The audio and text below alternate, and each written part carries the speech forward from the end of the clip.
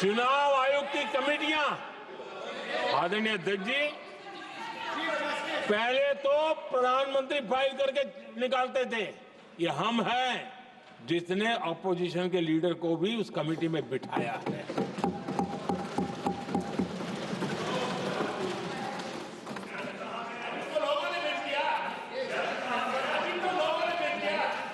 और हमने इसके लिए कानून भी बनाया और आज विधिवत रूप से इलेक्शन कमीशन बनेगा तो अपोजिशन लीडर भी उसके निर्णय की प्रक्रिया में हिस्सा होंगे। ये काम हम करते हैं और ये मैंने पहले ही कहा, हम इसलिए करते हैं कि हम संविधान को जीते हैं। आदरणीय अध्यक्ष जी, दिल्ली में आपको कई स्थान ऐसे मिलेंगे जहां कुछ परिवारों ने अपने म्यूजियम बना करके रखे हुए हैं।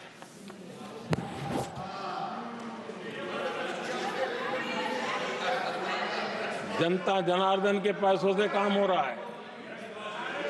लोकतंत्र का स्पिरिट क्या होता है, संविधान को जीना किसको कहते हैं, हमने पीएम म्यूजियम बनाया और देश के पहले से लेकर के मेरे पूर्व तक के सभी प्रधानमंत्रियों के जीवन को और उनके कार्य को उस पीएम म्यूजियम बनाया गया है। और मैं तो चाहूंगा कि पीएम म्यूजियम में जो जो महापुरुष हैं उनके परिवारजनों ने समय निकाल करके उस म्यूजियम को देखना चाहिए और उसमें कुछ जोड़ने के लगता है तो सरकार का ध्यान आकर्षित करना चाहिए ताकि वो म्यूजियम समृद्ध हो और देश के बालकों को प्रेरणा। ये होता है संविधान की भावना।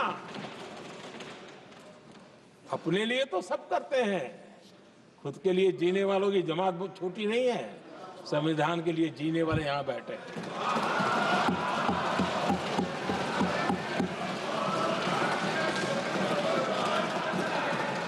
आदरणीय अध्यक्ष जी, जब सत्ता सेवा बन जाए तो राष्ट्र निर्माण होता है।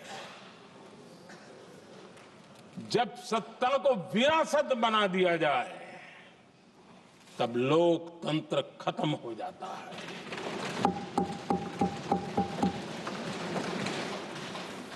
आदरणीय अध्यक्ष जी, हम संविधान की भावना को लेकर के चलते हैं। हम जहर की राजनीति नहीं करते हैं।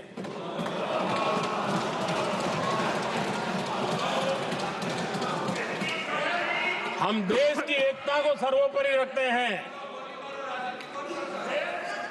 और इसलिए सरदार वल्लभ भाई पटेल का दुनिया का सबसे ऊंचा स्टैच्यू बनाते हैं और स्टैच्यू ऑफ यूनिटी देश को जोड़ने का जिस महापुरुष ने काम किया उसका हम स्मरण करते हैं। और वो भाजपा के नहीं थे, वो जनसंघ के नहीं थे।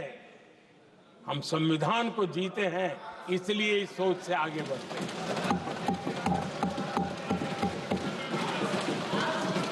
आदरणीय अध्यक्ष जी, ये देश का दुर्भाग्य है कि आजकल कुछ लोग अर्बन नक्सल की भाषा खुलेआम बोल रहे हैं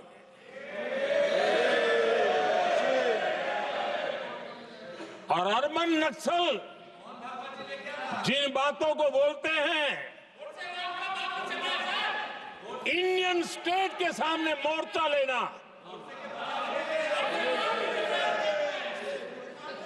ये अर्बन नक्सल की भाषा बोलने वाले इंडियन स्टेट के खिलाफ लड़ाई की घोषणा करने वाले न संविधान को समझ सकते हैं न देश की एकता को समझ सकते हैं।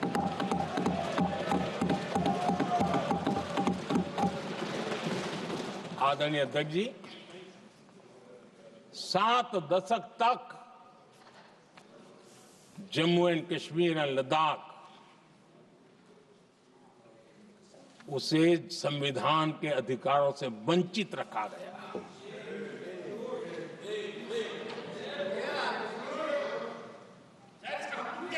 ये संविधान के साथ भी अन्याय था और जम्मू कश्मीर और लद्दाख के लोगों के साथ भी अन्याय था। हमने आर्टिकल 370 की दीवार गिरा दी।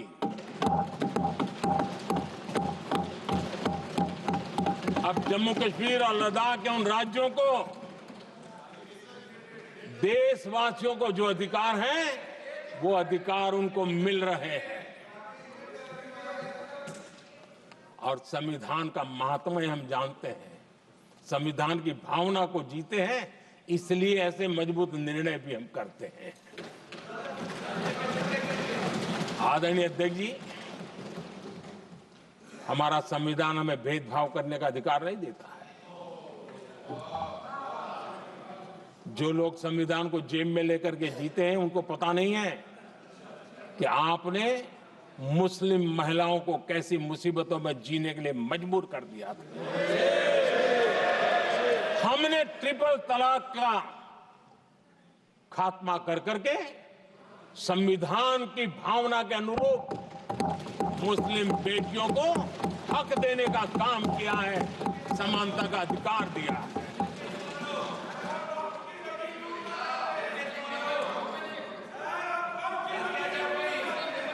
जब भी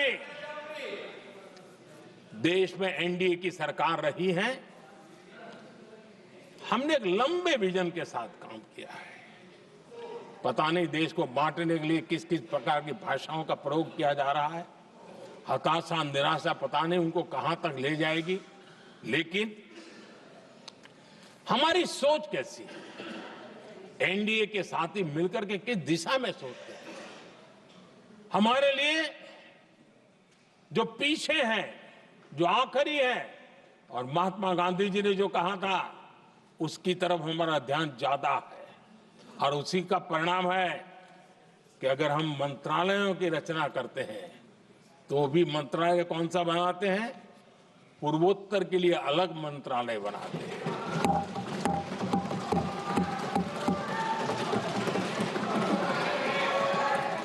हम देश में इतने साल हो गए, अटल जी आए तब तक किसी को समझ नहीं आया था।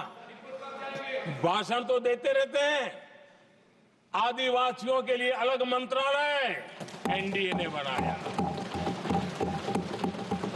आदरणीय अध्यक्ष जी, हमारे दक्षिण के राज्य समुद्री तट से जुड़े हैं, हमारे पूर्व के कई राज्य समुद्री तट से जुड़े हैं। वहां के समाज में फिशरीज का काम और फिशरमैन की संख्या बहुत बड़ी तादाद में है, उनका भी ख्याल रखना चाहिए। और जमीन के भीतर के छोटे पानी के जो इलाके रहते हैं, वहां भी फिशरमैन के रूप में काम करने वाले समाज के आखिरी तबके के लोग हैं। ये हमारी सरकार है जिन्हें फिशरीज के लिए अलग मंत्रालय बनाया।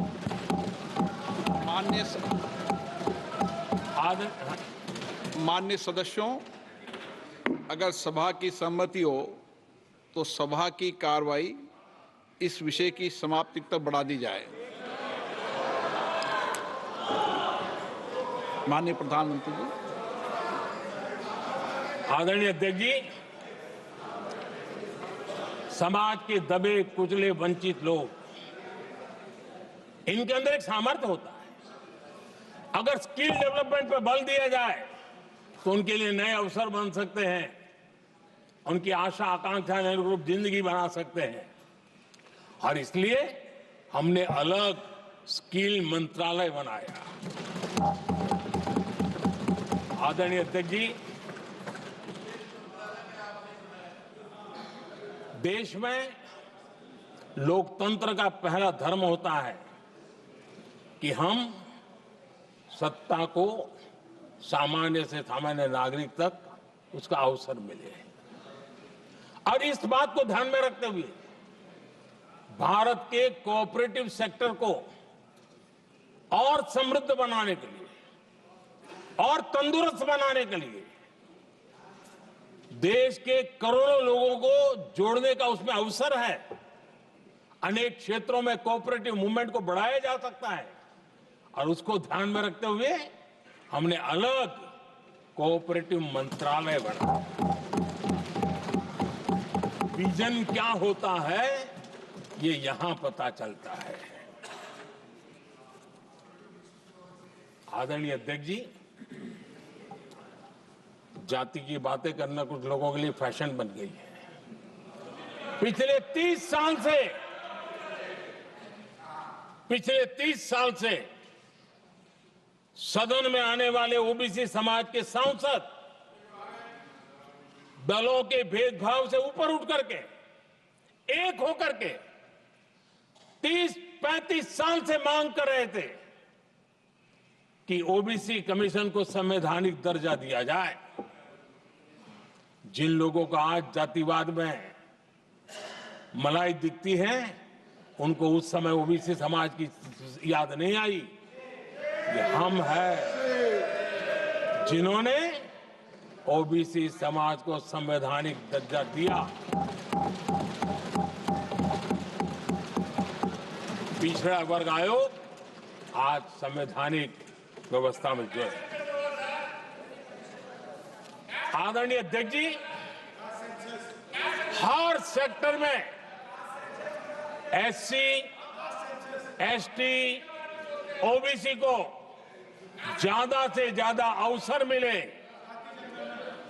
उस दिशा में हमने बहुत मजबूती के साथ काम किया है। मैं आज इस सदन के माध्यम से देशवासियों को उनके सामने एक अहम सवाल रखना चाहता हूं। और अध्यक्ष महोदय, जरूर देशवासी मेरे इस सवाल पर चिंतन भी करेंगे और चौराहे पर चर्चा भी करेंगे। कोई मुझे बताएं, क्या एक ही समय में संसद में एससी वर्ग के एक ही परिवार के 3